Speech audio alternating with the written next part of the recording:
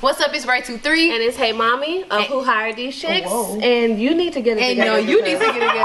We have an exclusive interview with Written by Daynin. You don't want to miss it, so stay tuned. WhoHiredTheseChicks.com. You already know what it is. Let's get it. I'm Ashley from Who Hired These Chicks, and I'm here with Daynin just to do a short, quick little interview. He's got a new video coming up that we want to highlight, and just a few simple questions also. What's up, Ashley? I'm good. How are you? I heard you got a couple questions for me. I do, and I know you got a big video coming for us. I got a nice little video coming. Okay. All right, so tell us about that video. Let's talk about this. You're going to release it on Valentine's Day for Valentine's Day. So in the spirit of Valentine's Day, I felt like, I should definitely release this video right here. Number one, it would give a visual for myself, because I know I have, maybe a couple of pockets of people who are familiar with me and myself as an artist. You may have seen me do a couple of things online, but they don't know exactly what I do. So I believe with the music video, it's going to be like, oh, this is nice. Quality by that boy Othello 15. Okay. It's nice. R&B music, Cassidy Entertainment. And are you going to release any snippets of the song prior to? I mean, I know Valentine's Day is right around the corner, but still. I got a little snippet, a little teaser. If they follow me at WrittenbyDaynin _, a lot of people know how to spell Daynin, so that's D-A-Y like the sky, Nin like N-I-N. You can't never go wrong. But WrittenbyDaynin _, and I got like a teaser out there. It's pretty good. Okay, and we are definitely gonna, link that on the website, definitely for the fans to see. And I wanted to know, because we hear you sing, because we do follow you on the gram, and you sound amazing. So are you going to pursue just the singing, or are we going to still hear the rapping over the years, or as you progress, or how's that going? I might give you a little flow right now.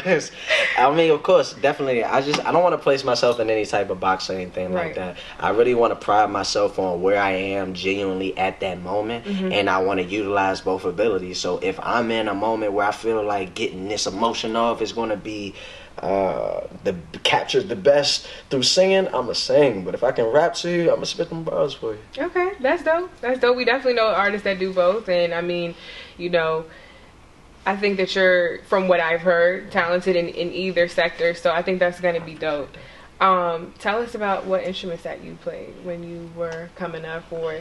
Yeah, okay. I mean, I started off with the trumpet. It was my first instrument that I ever picked up. I was watching Mo Better Blues, so I wanted to be like Denzel. Then the second one that I picked up was the keyboard. I just hated the class, though. It just seemed real strenuous. We kept doing the same little 3 chords, and I just couldn't do it. So I learned by ear. I had a class in school, and I just took that information and ran with it. You didn't have any private instructors, I had a private instructor for about a week. And that's it. And about a week and a half. I was like, nah, this is not what I thought it was. I used to play the piano too, but I couldn't. I stopped for my own personal reasons, but I did love it, and I had my own. I wasn't in the class. I had my own instructor. I think I went twice a week. My grandparents were paying for it, and then after a while, I was just like, nah, Papa, I can't do this anymore. I can't. This is not for me. That's how I felt. Yeah, some of us are just not musically inclined that way.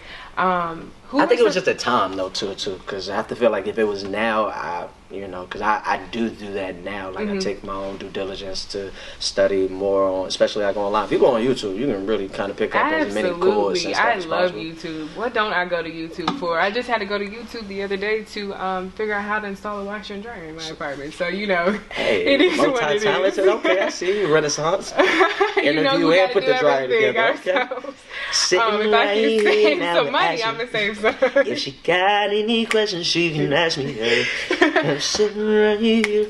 Who were some musicians or artists that inspired you from childhood? Because you've been singing, I'm sure, for all your life, right? Yeah, I've been singing all my life. I've been embracing it about maybe 4 or 5 years ago. When I was younger, I found out that I can sing, like, cause we had a required choir class when I was like in elementary. Right. We had an audition. They said, who want to try out being funny, like trying to be a class clown. I rose my hand, but I really had to sing. I had to raise my hand, and they was like, they really liked it. The whole class was like, okay, we want him to be it. So I was like, I can sing, okay. Let me find out, But I mean, and then from there, it was just like, something I just played around with, something to try to like make some girls laugh. We was in the hallway. Definitely. Still good, Definitely. So who inspired you from from then or for the last 4 years, who is somebody that you have looked to as inspiration or as in guidance? Oh, for singing? Definitely overall, I can definitely say R. Kelly, hands down. I really love R. Kelly's writing musically. Okay. He's phenomenal. I feel like he can do any type of style. I love Smokey Robinson. Okay. I wasn't expecting you to name those artists. That's dope. And then my first genre of music that I ever liked was jazz, which might be kind of different, you know. I love jazz. I love jazz. I was raised by my grandparents, so I mean, I had no choice but to listen to jazz. That's all I heard. It was either jazz or gospel. So, you know, I was definitely a fan of jazz. So that's really amazing to hear you say Smokey Robinson. Most people don't, you know, go that far back. So. Yeah, you gotta get the Smokey, you know what I mean? Everybody's seen the Temptation, you gotta hit a little two-step or something, you know. Everybody. That's dope. I'm excited about that. So if you had to choose somebody to collab with, I know you said you didn't have an answer, but I'm hoping you got one. I got one now. Okay, cool. If I could choose anyone to collab with right now, shit. If you were on, I'm not saying that you're, you know, not on that level, but let's just say that you were on the playing field with, you know, the mainstream artists right now. If you had to pick somebody that you could collab with, who would it be? Well, if they was on the playing field with me, there I would you go. choose... I like how you put that. Nah, I mean, I'm gonna probably say I would probably definitely want to work with R. Kelly for sure. I would want to definitely work with who wouldn't want to work with Kanye? As much crazy. You don't have the answers, Sway. Actually, you don't have the answers. I don't have the answers of who I want to work with. You don't have the answers? Okay. But I like a couple of new artists though. There's a new artist named Black. He's actually from East Atlanta. I think he's pretty dope. That's what's up. Message. I want to talk about that video. I was gonna say break it down. Yeah, so I really want to talk about that. You in a relationship right now? I am. You got okay, cool. So you got a man. You know how it is when that loving is just so good. Like you gotta break it down. Yeah. It may not even just be like physically. It may be like a spiritual, emotionally connection, mentally, all of that. So is that and what then your when video it combines. In that moment, in that video, I'm sorry. That's what the video is supposed to be embodying. The video is embodying two people who have an enormous amount of passion for each other, and it's very tasteful, though. You know, that's big. I was very blessed to have a shout out to Clark Lauren. Is that your counterpart? She is my counterpart in the video. Okay. She's actually was just in the Bad and Bougie video, and that is dope. Oh, a couple other ones. I don't know if I can name the other ones. You know what I mean? But check out for Clark Lauren. That's awesome. Okay. So yeah, we're definitely gonna get a link to that so we can put that teaser up there because you already have it on your IG, don't you? I got it. I got the teaser on my IG. Just a little snippet of something that we was gonna do. Got a little bit of behind the scenes. We was having a little bit of fun. We got two. When did you shoot that video? Oh, we was downtown in the city, you know, and in the back cave, you know, a little secret location. You know what I mean? We was downtown. How long ago did you do it? It wasn't too long ago, about a month ago or something like that. Decided to hold on to it. I was like, I knew that I liked the visual a lot. I knew that I liked the song. So it didn't originally start out being intended for Valentine's Day? It wasn't intended for Valentine's Day. I remember doing another record that was very similar in the pocket of that R&B field, and I was like, dang, I wish I would have released this on Valentine's Day. That would have made sense. So I always said if I had another song that is definitely in that field, I would definitely do it and break it down. It's definitely that feel. I feel like for Valentine's Day, when you got the chocolate out, you got the rose petals, you popping a little bit of champagne, you know what I mean, doing whatever you're doing, you can definitely break it down. So will we see a peek into how you run your relationships in the video? Is this from personal experience, or is this I couldn't just give them all the sauce. You know what I mean? I couldn't give them all the sauce, but we got a little bit, you know, rose petals, a little bit of chocolate, a little bit of, you know, maybe a little bit of candle wax or something, you know. Okay. Something simple, you know. That's dope. That's awesome. I mean, I want to know what you're going to bring, because Valentine's Day, that's a big holiday to release a video, and if it's going to be all of that, then I want to know if we're going to see that. Okay, now you're definitely going to get a taste of a little sneak. But see, the words are very sexual, very, very sexual. But tasteful, but tasteful at the same time. But that's why with the visual, I didn't want to do too much. I didn't want to give you Mr. Marcus on this one. You know what I mean? But definitely, you know, I wanted to definitely put you in that pocket where you're like, okay. Because I mean, that's what's selling too at the same time right now. So how are you competing with that? What made you steer clear of that? I'm not competing. I'm doing me. See, the thing right now with the music industry and a lot of people, they don't really know. Like, well, I'm not. There's a lot I don't know, but the business aspect of it. Everybody wants to blow up overnight. Everybody wants to be the main attraction on this cover here and there, but there's bigger than just Atlanta. There's bigger than just the U.S. It's out the country. Right. So if I know who I'm marketing my music to and I figure out who my audience is, if I just gear it to them, I don't have to worry about competing with anybody. I'm competing with my last project. I'm competing with being independent right now and trying to get my coin. Right. Because right now with this industry, you know, it's hit and miss. It's yeah. I mean, we can talk on that too. You know what I mean? The industry right now, like, you know, how that's played an effect, like the independent route. You know, like it's definitely I'm not gonna say it's the route less traveled, but it's definitely the harder route traveled. I think it's definitely a harder route traveled, but you know, anything worth having is always worth working for. Definitely. And my father said 99% of the time, if it's the easy thing to do, it's the wrong thing to do. It's easy to just say I'm not going to class, but it's hard to be like, I'm gonna study night today and I'm gonna be great. I'm gonna be great. Yeah, and it's dope to hear you say that I'm not competing with that, because I think, you know, it's kind of like dressing for the job that we want instead of the one that we have. You know, I know who I want to hear me. I know the ear that I'm, you know, targeting, and as long as I keep delivering on that, then, you know, the work kind of does itself. I'm really excited to see who I touch without even knowing, because honestly, that's the other thing too that I do want to nip in the bud now. Like, because I know I've been drawing a lot of attention to my singing, and like I really like rap too a lot. Like, I got a record, it's called Bright Lights. If you ever heard of Bright Lights, you can go on YouTube and type that in, you can find that. But D-Lyric, Bright Lights. But it was talking about a variety of different things, personal, mental obstacles that you may be going through. Then you walking outside and you feel like, man, I done made it to a point where I'm supposed to be, quote unquote, on the up and rising, but I'm still dealing with some of the same troubles that I left at home. You know what I mean? And I was like, dang, I came away over here to get away from it. And some of the stuff is worse. You growing up, you losing friends, you being broke. You know what I mean? It's just it's a multitude of different stories, and that's what you should expect. I got a record it's called Got It, and then that will be coming soon as well. But I know with breaking down, I know that I really want to crack open this.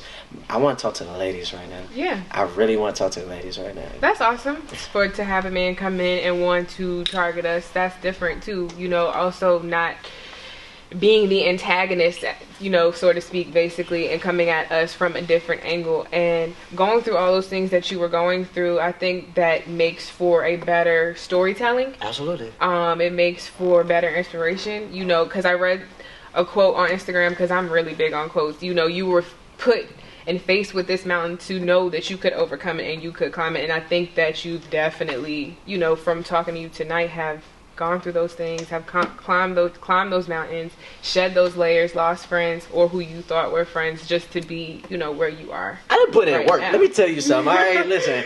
From after the moment when I Big Sean did like a little concert at my school, and I was working the back of it, and I got a chance to go to the little table. I told him I don't want none of these autographs right here. I just want to wait until you leave out of here so I can spit you 16 bars at least. I know you did the same thing with Kanye. I'm an up and coming artist. I want to put myself in the same position. He said he respected it, allowed me to rap for him. That was the first time I put that video up. I had 200,000 views on it in like less than a week. I couldn't believe it. People in the comments arguing over like, yo, he going da-da-da-da-da. But like I didn't, that, you know, you think it's gonna just happen so fast, but it doesn't. It's a continuous grind from being an intern at Tricky Stewart's studio, and I didn't have a car at the time, so I had to hop on a MARTA to go to a bus to go to another stop to walk to the studio. Then at night when it's like 12 something, pray that I can run into somebody that I can try to get a ride back with, from just, you know, moments where, you know, you just going on the road, hopping up and going by yourself. I done got on the road and just went to New Orleans and just did a performance out there Right. just to see how it's gonna go. Like, it's stripes that have been like earned over and over again, been on countless stages where you getting played by the DJ. You gotta argue with the DJ, you know what I mean, when you going on, when you're not going on, then you get on stage, you ain't did the sound check, so now you trying to get your music right with the DJ dude. That messed up half of your show. But like, it's from doing the shows, from the spamming people in they DMs to the goddamn everything, from riding around with one of the main attractions of this show, Right. Raven. I got a crazy story with Raven. We riding around on North Side, right on Ivan Island. Can I curse on this? Yeah. I ain't bullshitting, you know, we riding down. and she was going so hard for me. I love her forever. I don't even know, she don't even know how much love I got for her for this. But not even just for this, but just in general. But we was riding down the street, we in cars, riding up on somebody like, you need this project. SGA, second go around. What? Roll down your window. Give me a CD. She flung it in the window. It didn't land in the window, but the effort was everything. That was How great. bad did you want it? That's How basically bad? And it was crazy because it inspired me that something that I had no idea could even get anybody's attention would inspire them to say that I believe in this dude so much that I'm about to fling a CD at this random dude car. He could have shot us. Right. He could have anything could have happened after that situation. So, but it didn't, and it brought you here, and it brought me here for and sure. Like you said, those are stripes that you earned, scars that you wear proudly. I'm sure because they are part of you. They make up you and who you are. For sure. The embarrassing lines, I'm going to talk about it all. Not embarrassing lines, but, you know, Hot 107.9, they got the little birthday bash auditions that they do. I remember standing in them long lines and stuff. I remember the first time. Ooh, I'm going to tell this story right here. Okay, cool. So I remember the first time birthday bash audition was going on. I'm at my job. I get a text. I'm working a double. I work at No Mas, and I hate this job. But I'm working this job because I'm driving out of school. I need money. I got to do it. But I get a text from Jazzy J. Shout out Jazzy J. Houston, Texas. Now, she sent me a text like, yo, birthday bash about to have an audition right now. They got it going on. And you got to go up there and go perform or whatever. So I'm working a double. I'm just finishing my first shift. And we got another manager that's about to come on. I asked the manager that just was getting off because it was kind of cool. And I was like, yo, can I leave? You know what I mean? Can I bounce at this joint? Got something to do or whatever. Right. He was like, man, I don't really care, but you got to take it out with the next boss, the next manager that's coming in. I'm like, shit. You know what I mean? I ain't trying to come. Never mind. I ain't going to talk about it. But anyway, so he come. Can I talk? Yeah, she too. So it's like kind of awkward, but he was like, yo, had this little attitude with me or whatever. But he was just like, you can't go. And I'm like, he like, well, you got to try to call somebody. I'm like, what if I try to call somebody and get somebody in here to cover for me? I call literally everybody. You know when you got to call somebody, that's when nobody else going to be able to answer. So nobody cover. I'm like, yo, it's a slow day. I've really got something very important to be. He's like, nah, you can't go. I'm like, what if I just go? What's going to happen? You know, well, if you go, you're fired. That's it. Like, shit. How bad do I need it? How bad do I want it? This is destiny calling me. I gotta go. I drive out there. My friend Ariel T. White come with me. We ride up, hop up in the car. We go all the way to, I think we was on the east side. And then we was in the hood, right in front of the little T-Mobile. And they had the little tent set up. About to audition. I'm like, this is it. I quit my job. This is about to be a part of the story. Like, I'm about to blow up. They got this little box where you put your name in the box. And they have to drop But I didn't know that initially. Initially, they just handed me a piece of paper. I'm like, this is it. I signed my name. Knew that I'm about to audition. I'm going to get a chance to audition. There's people going on in front of me. I'm like, oh, I'm better than him. Oh, I'm about to kill this. You know what I mean? I'm getting hyped. Only to be let down. For them to take the box and shake it and say, for our last 3 drawings, it's raining outside. I can't make this up. I'm sitting there like, no. Wait, what you talking about? I need more people to be pulled to 3. Wait, what? What's going on? I just quit my job for this. I just quit my job. I'm fired. I don't have nothing to... They pulled the last 3 names. When I tell you, my name was not drawn.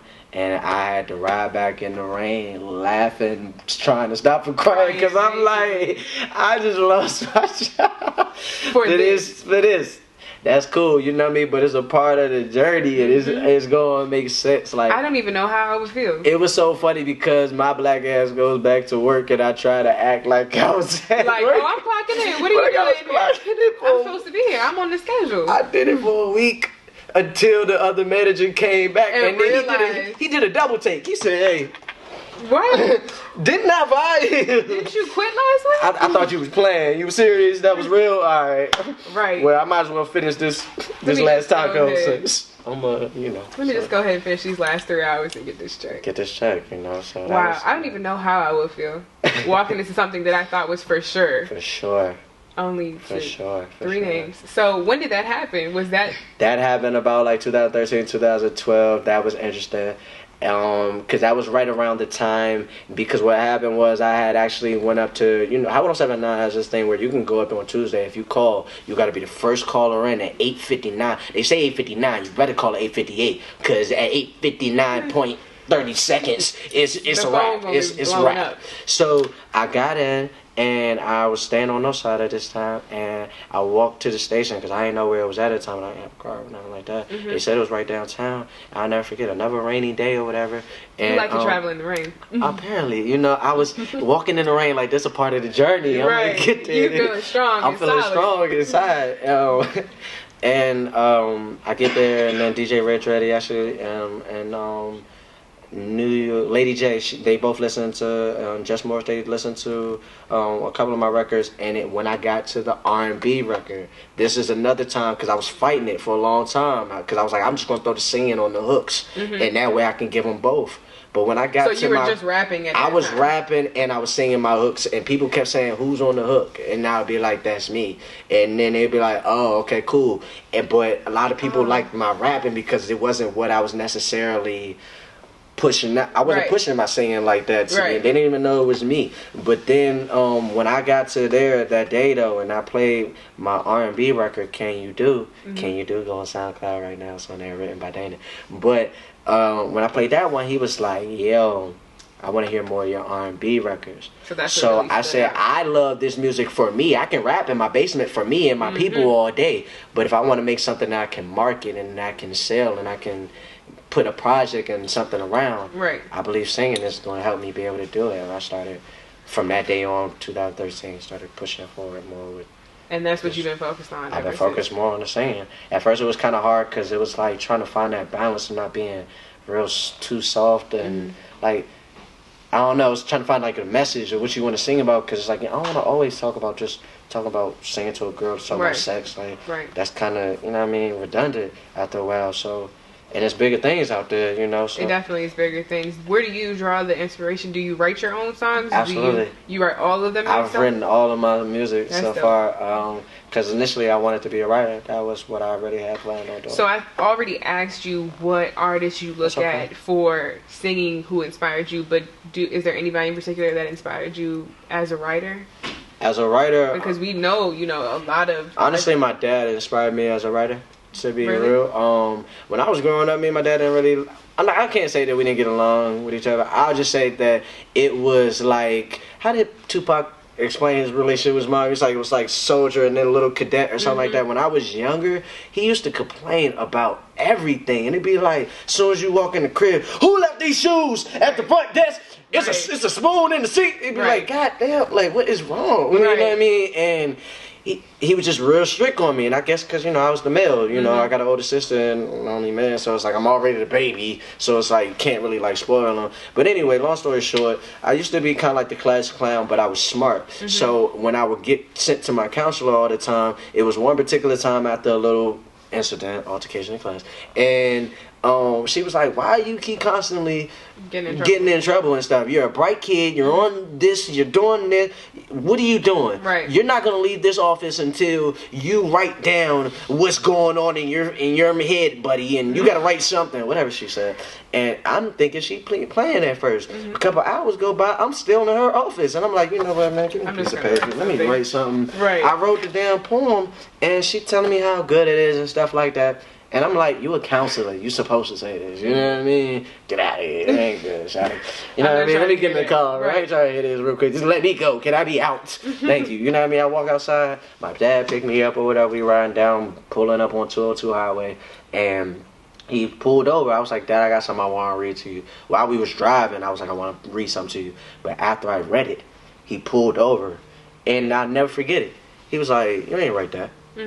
And when he didn't believe that I wrote that, you knew it was good. I said, okay, Right. it's good. And ever since then, I've been just feeling for that moment to get that feeling that I had over and over again. I used to wake up 3, 4 o'clock in the morning. My dad knowing he got to wake up 30 minutes later. Hey, listen to this real quick. I got another poem real quick. What you think about What you think about this real quick? And ever since then, I just been knocking on everybody's door now, trying to get everybody's attention and get the same feeling. That's dope. I can appreciate that and respect that. And that concludes our interview together. Make sure you check out Written by Daynin and definitely keep it tuned to that video that's releasing on February 14th.